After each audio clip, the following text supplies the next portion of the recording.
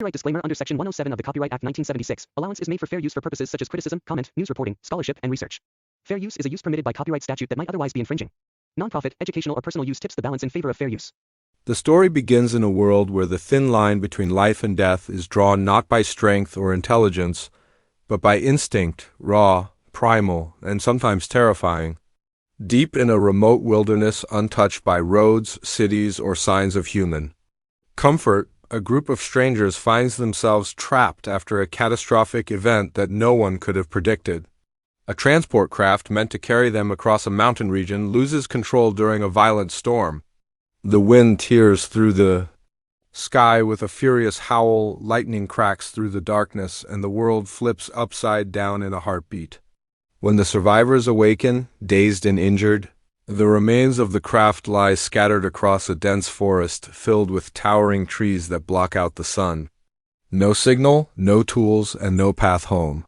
Their journey becomes a battle against nature, fear, and each other, as the instinct to survive begins shaping every decision, every breath, and every moment from the second they open their eyes. Among the survivors is a quiet but observant individual who quickly becomes the emotional center of the group. They were never meant to be a leader. They lived a calm life far from danger, working and existing in peace. But crisis has a way of undoing everything people believe about themselves. As they struggle to comprehend what happened, they notice unsettling details around them: broken branches at impossible angles, claw marks on nearby rocks, and animal tracks that belong to nothing familiar. The forest feels alive, not in the peaceful way nature usually does, but in a way that suggests something watching, calculating from within the thick shadows. At first, no one pays attention to these warnings. They are too busy tending to injuries, arguing about what direction to take, or grieving those who didn't survive the crash. But the atmosphere around them carries a strange stillness, as if even the wind is holding its breath. As they begin moving through the forest, the group faces the reality that every choice they make has consequences. They carry little food, limited water, and no weapons except sticks and pieces of metal salvaged from the wreck. The forest landscape is both stunning and unnerving, with streams that glow faintly under moonlight, thick moss covering fallen trees, and distant roars that echo through the valleys. The protagonist begins sensing patterns in the sounds around them, rustling movements that follow them, branches snapping behind them, and strange calls that seem to shift locations quickly. The survivors try to stay optimistic at first, believing rescue teams will eventually find them, but as hours turn into days, hope begins dissolving. The forest changes them, fear grows stronger, hunger becomes constant, and instinct begins taking over their personalities in ways they never expected. Tensions rise as leadership becomes unclear. One man, confident and loud, insists they must keep moving forward no matter the cost. Another survivor believes they should stay near the crash site and build shelter. A third insists they must climb higher ground to find a vantage point. The group divides into two sides, and distrust grows like wildfire. Words turn sharp, tempers flare, and paranoia spreads through whispers. Meanwhile, the protagonist notices signs that something is stalking them. They see flashes of movement behind trees, hear growls during the night, and find footprints that circle their temporary camps. The shape of these prints is unsettling, long, narrow, and far too large to belong to any known animal. They try to warn the others, but panic earns no trust. Instead, the group begins to doubt each other, accusing someone of creating fear intentionally.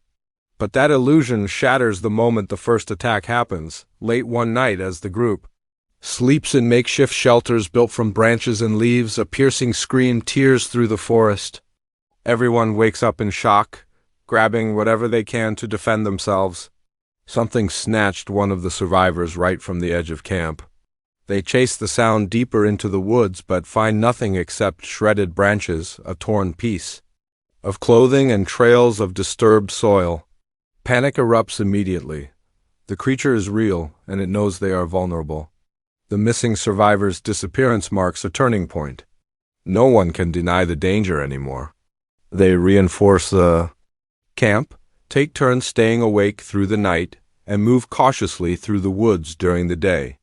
But the more they try to protect themselves, the more the creature seems to anticipate their actions.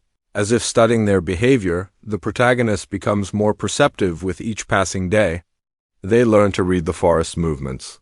The way birds fly, the way leaves tremble before footsteps approach, and how silence itself becomes a warning. While others break down emotionally, the protagonist grows sharper, adapting to the wilderness with a quiet strength. They realize that survival requires not just caution, but understanding the forest as if it were a living opponent.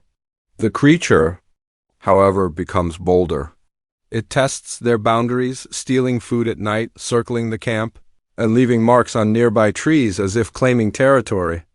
Slowly, the survivors begin believing the forest itself wants them gone, and the creature is merely its enforcer. As fear tightens its grip, the group splits even further. Some decide to leave the camp and venture deeper into unknown territory, believing staying in one place will get them killed. Others argue that wandering aimlessly increases the risk of encountering the creature. The protagonist chooses to stay with the smaller group, using observation to strengthen their chances. They develop strategies for hunting small animals, filtering water using natural materials, and navigating terrain by the position of the sun. With each skill learned, their confidence grows, but the forest does not reward strength. Instead, it tests them even harder. During a violent storm, the creature launches another attack. Lightning flashes through the sky, and the rain pours like a curtain, blurring everything. The beast charges into camp with incredible speed, and chaos unfolds. Instantly, branches snap, tents collapse, and the survivors scatter in panic. The protagonist grabs two others and pulls them behind a fallen tree where they remain hidden.